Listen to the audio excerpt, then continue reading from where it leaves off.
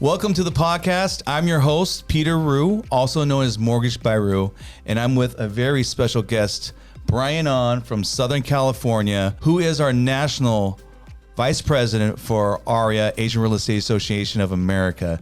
Bryan, welcome to the podcast. Amazing, Peter. Thank you so much for having me, and thank you very much for picking me up straight from the airport.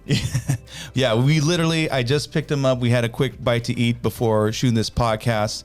But yes, thank you for agreeing to just hop on this podcast right after the airport. So I appreciate your time. Absolutely. Glad to be here. So, one of the interesting things that I learned on our car ride here was how you immigrated to the U.S. Can you share a little bit about that? Yeah, absolutely. So I think everyone has a story to share, right? And mine's is, a little unique in the sense that our family came through Hawaii. So back in 1981, my mother, myself, and my older sister had the opportunity to move to the U.S. in the means of Hawaii. And we ended up coming to Hawaii because of my uncle, my mom's older brother. And what was amazing about moving to Hawaii or growing up in Hawaii was that you talk about diversity, right, and melting pot. Growing up in Hawaii, I never knew if someone was Korean, Japanese, Chinese. We all went based on first names. And it was really who you are versus where you're from. And I think that's the uniqueness and beauty of growing up in Hawaii, Peter. Yeah. You also mentioned about how, you mentioned to me this morning about how your father and some of your other siblings stayed back in the motherland. Yes. Which I call the motherland, Korea. Right. Yep. Yeah. How did that come about? Like, who decided to go and who decided to stay? Oh, yeah. I think with the immigration process back in 81, like my older brother, my oldest brother and my oldest sister, because of their age, they weren't allowed to come with my mom. And my mom was petitioned by my uncle, her brother. So it was me and my sister who was under 18 that was allowed to, make the initial immigration. I see. And then did they eventually follow, or did they stay in Korea? They eventually followed. It was a 1-year process. So during that time, it was really my mom that had to figure things out between me and my sister and her. Yeah. We hear these types of stories all the time in AREAA about how, right. The struggle, right? Yes. Immigrating to the U.S. and trying to make a living. But you're definitely one of the success stories. How old were you when you came to the U.S.? I was 7 years old, April 19th.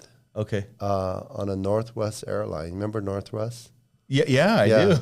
Pan Am, Northwest. Yeah, so we're on Northwest, and it feels like yesterday, but time sure flies, and now I'm 51. You're April? You can edit that too. Your April birthday? My birthday, I'm May. Oh, May. Okay. Yeah. Okay. Gotcha. And then you went to the University of Hawaii. Yes. Go Rainbows. Yeah. The Warriors. Yeah. So you went to Hawaii for what degree was it? Yes. My degree was in Bachelor of Science in Travel Industry Management with emphasis in tourism, sustainable tourism. Yes. Awesome. So went to Hawaii University, and then how did you get into mortgage? Oh, yes. It's a long story, and I'll make it short. But after I graduated from college, I'm not sure if there's others out there. Maybe it's a Korean culture thing, but I lived with my parents, right, till my early 20s. And because I've never experienced anything outside of my home, my parents are always worried about me moving out. Well, just the opposite. I wanted the freedom, right? So when I got my degree and there was opportunity for me to move to Chicago, actually, that's where in Hawaii, either the job that you want would be secured if somebody got fired or somebody retired or somebody passed away, right? Mm-hmm. Literally, it's such a senior state. And so the opportunity for me at the time working for United Airlines as an intern was to either move to DC, Chicago, San Francisco, or LA, where the hubs were. And I felt like nobody really wanted to go to Chicago, Peter, because, and nothing against Chicago, I love Chicago, but because it was such a big operation and they've always had a high turnover, probably management. I took on the challenge and I decided to move, and that's the beginning of the story. From there, a few months into my job, honestly, it was my dream job at that time. 9/11 happened, right? Oh, okay. Yeah. So that morning, 9/11, I reported to work every day at 4:45 in the morning. So you can imagine, like, we're all at work, and then it was the day that if you ever fly to Chicago, there's a CNN, channel that's always on every gate, and there's TVs stationed in every gate. And you just see the picture of the building, right, burning. And then you see the second, plane hitting the tower. And at that point, people were kind of panicking. So without going into further details, I spent like the whole day, I think more than 12 hours on my shift. And then I think we processed over 80,000 passengers, I want to say. Probably that's how many fly through Chicago, or maybe even more. But that was sort of the beginning of what I needed to do, right, in my life. Right. And if you can kind of concur, you may study. I think it's important that you get your education, for those of you that are listening. But life has a plan for you, right? God has a plan for you. And I think you end up where you're supposed to. And because of that event happening, I was forced to move, and I drove Chicago to Seattle during when MapQuest.com was around. I'm dating myself. You just dated yourself? Yes, MapQuest.com. But believe it or not, I actually moved here to Chicago. I mean, from Chicago to Seattle. Drove 3 days. I stopped in St. Cloud, Minnesota, and Butte, Montana, before I finally came to Seattle. Okay, so you lived in Seattle. I lived in Seattle. I still remember 164th Southwest. Linwood? Linwood, Okay. yes, where the Korean market is, yes. Yeah, I grew up in Mill Creek, so okay. I'm very familiar. I didn't know that you were from Seattle. I lived here for probably about 18 months. This is when the housing prices were about $280 for a 4-bedroom, 2.5 bath at that time. Yeah. About $280 or $300, yeah. So when you came to Seattle, what's your first opportunity into mortgage? That was your intro? No. I actually ended up moving with a newlywed, right? So it was a great opportunity. Then I realized I shouldn't be moving with newlyweds, right? But I utilized my benefit. I traveled. I moved to Korea. I traveled to Korea. I met my wife there. And we've been happily married for 23 years, 4 kids. Congratulations. Thank you. How I got into mortgage was once I got married, and I had to make a decision rather to move to Chicago, Seattle, or La Palma, Southern California. And my wife chose Southern California. My first choice actually was Seattle, then Chicago, then Los Angeles. So if you wonder why Bryan Ahn is not here in Seattle, it's because of my wife. But yes, so I had to find a job, right, that I could support my family. And luckily, Bank of America back in 2004 was gracious enough to give me the opportunity. So that's how I started my banking career, as a banker, a branch manager, and then ultimately from having 2 kids to 3 kids to 4 kids, like, okay, I got to find a job that's going to be able to support my family. So that's how I got my foot wet in. Yeah, I mean, the mortgage industry has definitely changed a lot since 2004. Absolutely, yeah. You kind of hit home on a topic is culturally, right? Culturally, in the Asian culture, we stay in our parents' homes for longer than Americans typically do. Right. And so I think that's an important thing to think about, because my parents' generation, they're thinking about, hey, live at home, save money, and then when it comes time to move out is when you buy your first house. Right. And I think that's a very different concept when it comes to home ownership and family dynamics. Sure. And what we're seeing a lot these days is more Americans following like the Asian culture of Right. more than one household in a house, in a home. Yes. So, and a lot of it has to do with home affordability, right? Absolutely. Absolutely. Yeah. So I think there's two parts to that. One is in the past when people who have purchased their home, and I hear customers say, I bought it for $10,000, $13,000. I wish I bought another one. But back then it was such a stretch for them to purchase a home. And it's probably the same now, but the important thing is for you to take the step and become a homeowner, right? I think it's always a difficult decision, but anyone that has purchased a home, it creates not only the pride of home ownership, but also builds opportunity for future wealth for you and your family as well. Yeah, absolutely. I mean, every wealthy family, billionaire families, they all started with typically real estate. Yes. Yeah. Yes. So let's get into AREAA. You are the VP of AREAA. Congratulations, by the way, the national chapter, which is I feel like in a job in itself, right? Yeah. AREAA, Asian Real Estate Association America, was now we are over 21 years in existence. We're the largest voice for the AANHPI in America, including 2 chapters in Canada. Our mission of sustainable home ownership through education, advocacy, and networking has continued to make a huge impact in the community. And want to congratulate you, Peter, as the incoming president for the Greater Seattle chapter. Thank you. Of AREAA as well. And I think everyone sort of has their AREAA story, right? Absolutely. How they got involved with AREAA. I felt like AREAA almost chose us, as we chose AREAA family too.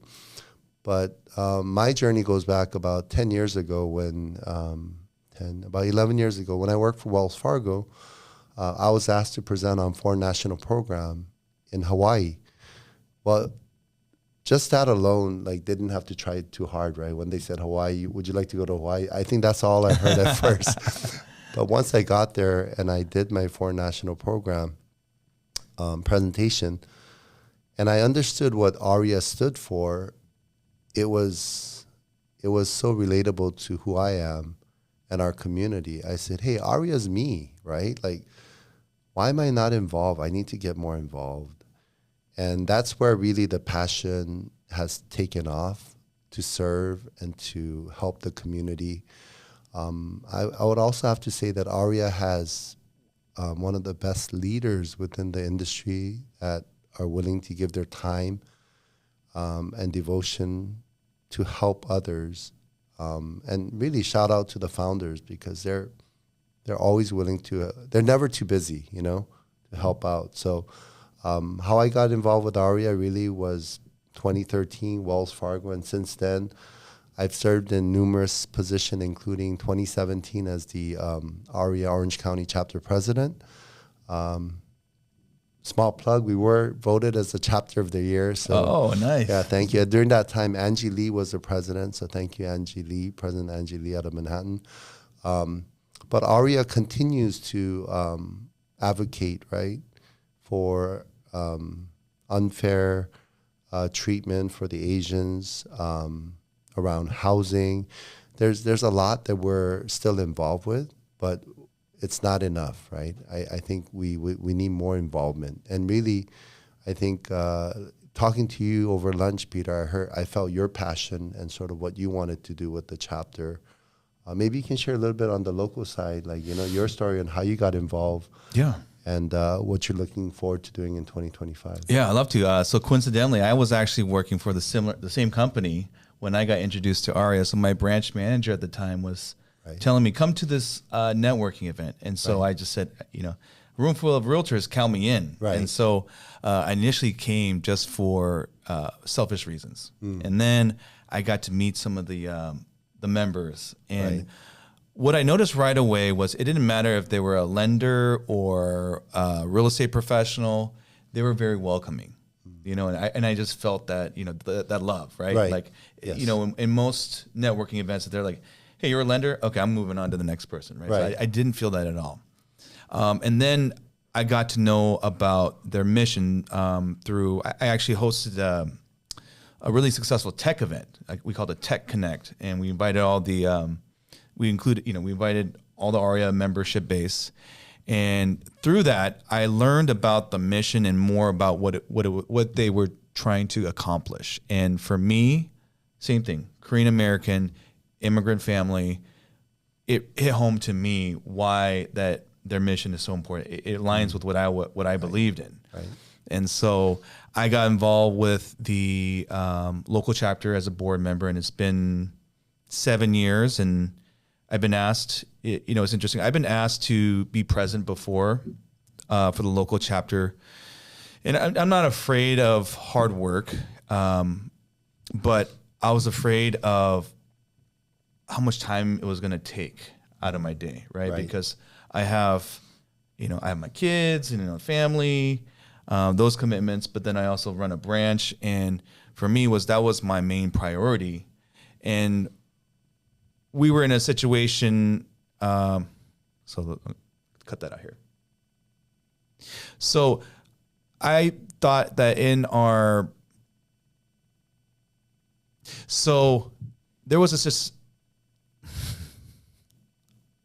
so I decided that now was the time. Now was the time because I felt that we were at a point in our local chapter where we were going to really run off and do excellent things, or we could digress. And so I took that challenge, and I'm very thankful for the advisory board and our board of directors, and really appreciative of nationals like Bryan, who are always there for me. You know, I feel like it's like a family.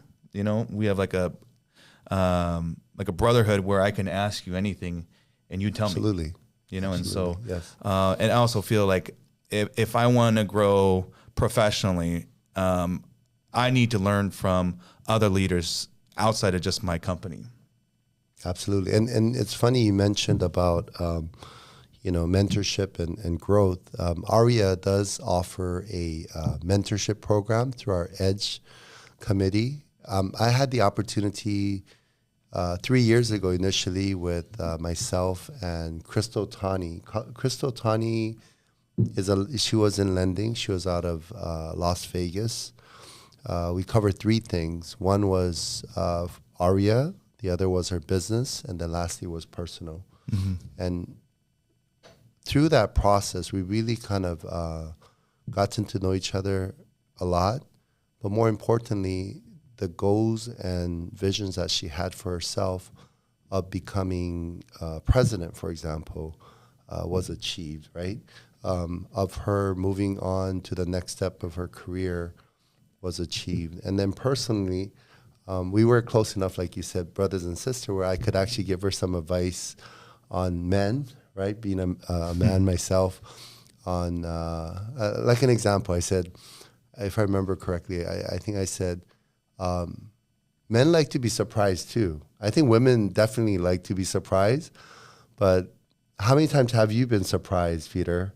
The example I gave her was, somebody gave me flowers one day, right? And I was like, I never get flowers. Like, who gives a guy a flower? But then when I got the flower, I was like, wow, this is really nice, right? I'm not opposed to receiving flowers. So I told Crystal, maybe surprise your husband with something like that. So I think it was like cigar or whiskey. And I said, you're in Vegas, you can go to Casa Fuente, get a custom blend. Like, don't even ask, right? Just surprise him. Mm-hmm. So I think she might have done awesome. something like that. Yeah. Yeah. I mean, that's one of my focuses on the local chapter is mentorship, because, in order for us to have I feel real estate in general just needs more support and training.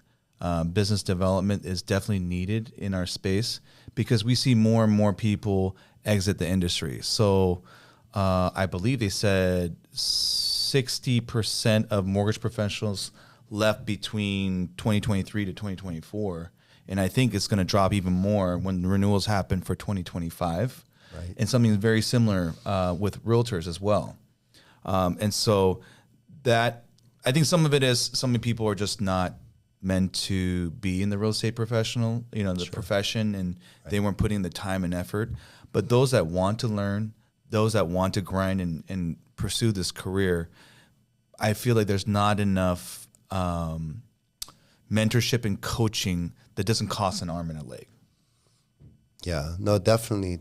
I would say with that remark, in regards to that remark, it's really now during the tough times, right? I strongly believe during the difficult time in my career, last 20 years, the best years for me was during the most difficult time, Peter. 2006, 2007, 2008, I think I triple my production each year. And the strategy behind that was, this is when non-QM loans and stated programs, and if you had a heartbeat, right, you could get a loan. Ninja loans. Right. Yeah.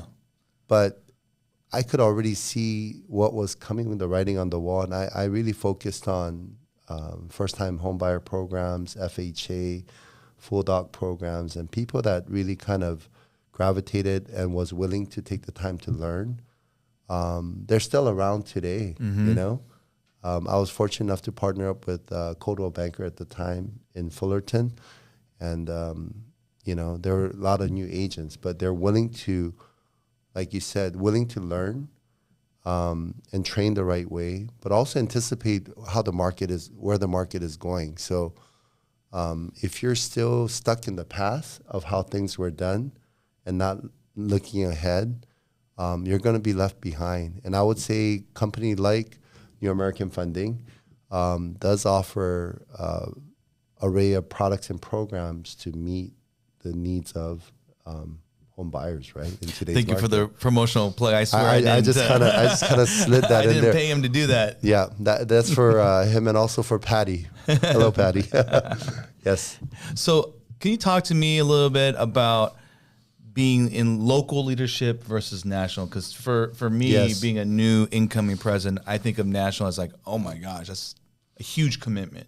Yeah, no, it's actually a very good question. And I can actually answer that question because my background was serving at the local level as a member, a committee member, board of director, eventually being a chapter president.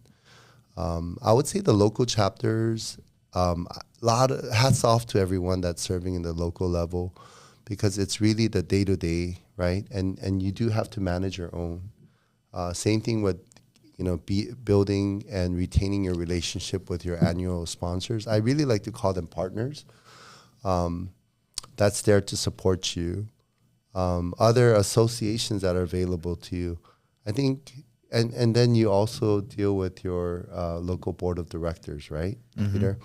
I think over lunch we're kind of talking and kind of laughing about it too, but really, as a leader, when things are good, right, kudos goes out to everyone on your team.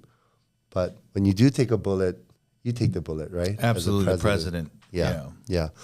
I would say national, what's great about national is that we do have a full staff of national, AREAA national employees, including our executive director, Hope Atal, who runs a very smooth and tight ship. And because of that, we're fortunate to have our leadership conference. We have our policy, diversity and affordable housing, and then we also have our national convention, which I'm going to give a quick plug. So in October 2nd to the 4th at the Santa Monica Fremont Hotel in Southern California, we will have our 2025 national convention where I'll have the opportunity to be installed as a national president. So I encourage everyone out there to come and support. And I mean, what other reason do you need? It's in Southern California. I think your headquarters is in Southern California. It right, is. Peter? It is. So, yeah. So I'll definitely be there. Definitely be there. Yes. I'm looking forward to that one. I missed the one in Vegas this year. Oh. But I heard everyone had a great time. Yeah. I think we're all looking for people at that time. So Vegas, great venue. I think I just want to quickly highlight some of the people from the past in leadership and past presidents actually really, really got involved and helped promote some of the panels that we had, and I would have to say that involvement, right, that relationship that we build. I think once you go to a national convention, or if you go to our policy, it'll change you, right? You'll see AREAA at the highest level, and that's when people catch fire and they get involved, and we have chapter presidents like yourself.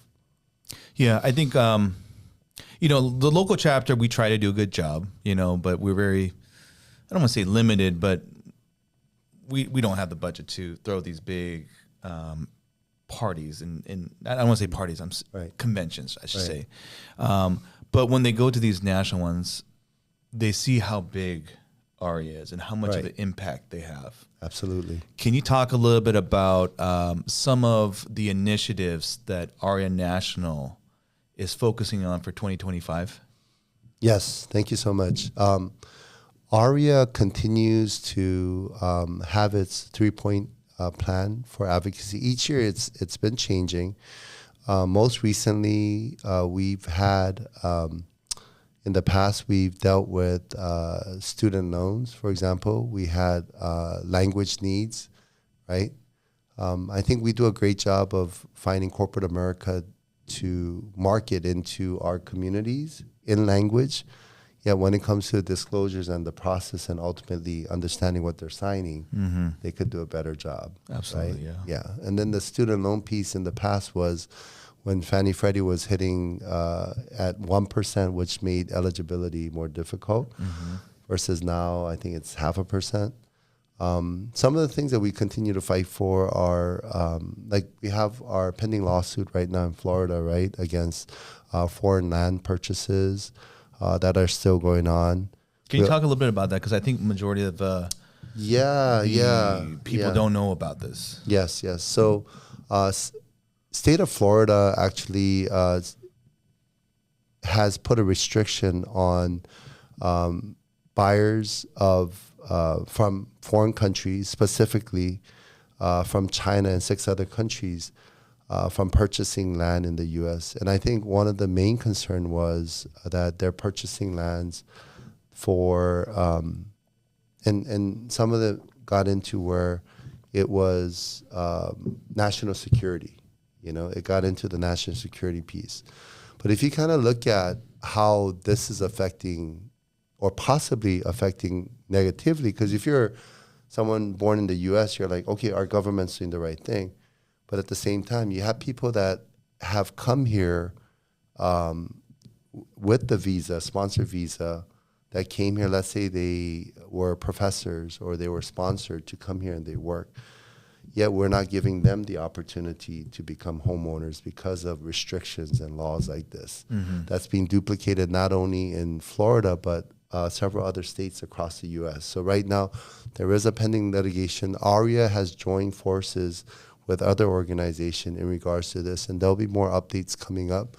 But as you can see, that AREAA is a voice for NHPI, and we do want to address when there is, unfairness, right? Part of it is like, if you look at the United States, in the past, this country was founded by immigrants. It all started with the first pilgrims that migrated from England. But if you think about things that happened in the past, from discrimination, not only for the Asian, but the Hispanics, for the African American, like we're going backwards, That's why it's important that we bring this to light and we address the issue and make sure that we continue to move forward as one United States of America. Yeah. That was very well said. I think a lot of people, the perception is that Asians don't need help, right? They don't need help with homeownership. But we also represent the NHPI, right, the Native Hawaiian Pacific Islander. Right. And what a lot of people don't understand is that actually has the lowest percentage of homeownership in any other racial class. Right. And so I think that we're also, often overlooked because they think of the Chinese and Right. the Indians, and they're buying the $1 million homes for their first time home buyer. But there's so much more that we do as an organization. One of the things that I am considering for my 2026 is looking at the subcategories within the AAA and HPI to see who would be maybe a top 5 opportunity for home ownership. And I believe, like you said, there are specific groups that are subcategories within AAA and HPI that could use more focus and more help and support. Mm-hmm. So I have like more of a personal question about AREAA and something that I'm kind of like dealing with, and I want a little bit more, I guess, guidance on. So a lot of people think that you have to be Asian to be part of AREAA, and so I've told a lot of people that's not true. Absolutely. And so, what have you seen on the local and national level that has kind of debunked that? Yeah, absolutely. I can speak specifically to Orange County. So Orange County Realtor is OCR. They're the largest association in California. And majority of the members there, that join, right, that support AREAA are of other nationalities. And there are some Asians, of course. But the understanding is you do not have to be Asian. And so I would ask them, like, why would you join AREAA? Because they would like to know more about how the Asian community business is done, what cultural practices that maybe they need to know, that maybe they're not, as an example, right? A takeaway would be like, I think in an Asian culture, if you ask somebody, do you like this home? What do you think? Would you like to buy? Maybe in America, if someone says yes, or they're nodding their head, that means that they're agreeing to it. But I think in Asian culture, it's like they're not really telling you what they're thinking on the inside, right? They're trying to be polite. But understanding these business practice also helps them. And then also the second part would be the business opportunity. Are there people investing into, let's say, Orange County? Like Irvine was a hot market for a lot of Chinese buyers, and it's probably still continuing to be that.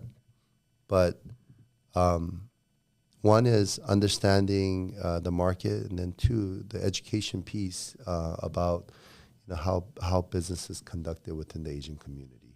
Brings a lot of people to the table. And then most of all, they just like how we put events together, right? And then the number one reason is that they feel welcome, that they're part of our association. If they go anywhere in the United States, among our 45 chapters, there's always an AREAA member that's willing to welcome them. Yeah. Jim Huang just stopped by. Was it last week? Yes. And he was talking about that. He said, I can go to any city, and I have friends in those cities because of AREAA. Absolutely. Yeah. Jim Huang. One thing I know about Jim Huang is that he always has a Starbucks coffee cup in his hand. I don't think Starbucks will. They should sponsor him for the amount of. But seriously, more importantly is, like Jim said, during his year, he was big on promoting, how Asians, we don't really complain, right? If we go somewhere, let's say to a restaurant, and you weren't served very well, or you weren't, they won't speak up. So his thing was, we need to speak up. We shouldn't be in a silo, right? We should raise our hand. And so that was a big push from Mr. Jim Huang back in 2020. Yeah. Yeah. Now let's switch gears here, and let's talk about your company that you're with. So New Wave Lending is a wholesale lender, okay, right? And you're the regional sales manager for them, right? How did it come about that you went from like corporate America, these banks, into this is kind of like a totally different role in mortgage. So talk to me a little bit about how that came about and how things are going. Peter, you're asking a sales person to give a sales pitch. How much time do we have? I'm kidding. No, thank you for that. I can kind of give a background of myself. I've been in the industry for over 20 years, right? I've worked for corporate America, from Bank of America, Wells Fargo, Chase, Citi, Union Bank, prior to going to New Wave Lending. And back in 2021, it was the best year I've ever had in mortgage, right? Financially, just like it was a great year. But I wasn't happy, right? This is during COVID. This is when we're all kind of coming out of COVID. And priorities change, right? Life changes. And I've gone to a few funerals also. And I thought about like, okay, what's important to me? And just one day I was taking a shower and it hit me. I said, I don't know what it is, but what makes me happy is a job that I enjoy doing that allows me to be mobile and flexible and be able to be there for my family and my kids. And New Wave Lending is owned by Jonathan Chen and Kevin Huang. Jonathan and I worked together at Bank of America back in 2006. Mm-hmm. He decided to move forward and create the company back in 2017. And I've never taken that risk, but over the years, I knew that the company continued to grow. Who's the best salesperson you know, Peter? Yourself, Me. right? Yeah, that's exactly how I think of myself is I'm the best salesperson I know. So I'm like, okay, this is an opportunity for me to pretty much own my own business. And taking all the things that I have over 20 years, I'm going to make that transition. So when I did back in January of 2022, what happened with the market? It was like the worst market, right? Yeah. So for 2 years, it was a difficult time. But as I mentioned earlier, during the worst time, the most difficult time is the best opportunity. So I put my head down and I grind and I worked. And now I'm probably, me and my team probably is in the top 1 and 2 for our company. Nice. And I just want to encourage everyone that, you know, what you do today, you'll benefit tomorrow. So even if the market is bad now, you need to invest in yourself and work on it so then you are able to have that opportunity in the future.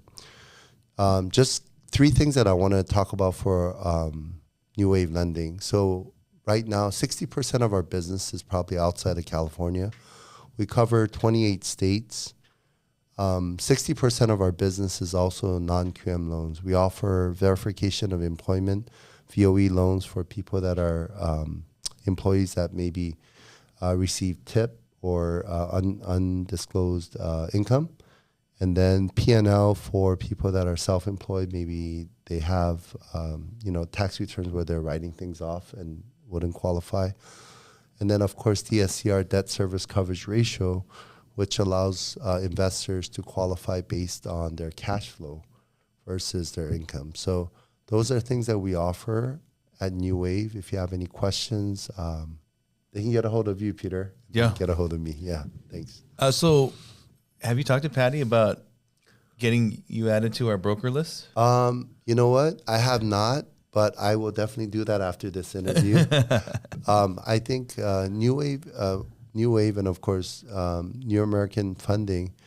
I know part of what the name New American Funding and what Patty wanted to do and her vision. And she's been a great partner and huge support for AREAA as well. And I know she knows Jim Park and some of our executives very well. And I would say that,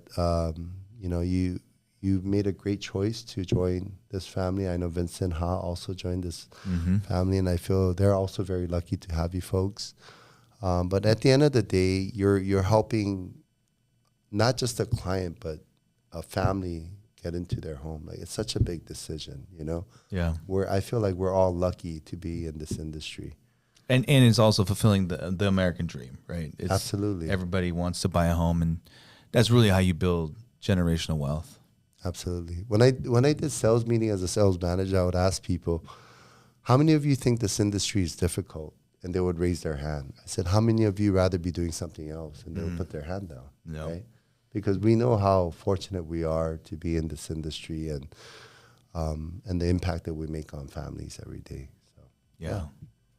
Well, that's great. Well, Bryan Ahn, thank you so much for being on the podcast. I appreciate you flying all the way over to Seattle just for the installation, but also for coming on to the podcast. So thank you so much. Awesome. Thank you, Peter. I look forward to your leadership in 2025. And if anybody out there needs mortgage, please call Peter, because I know he does an amazing job, and his team. But more importantly, I want to talk about people's intent and their heart. And last thing I want to leave you with is GPS.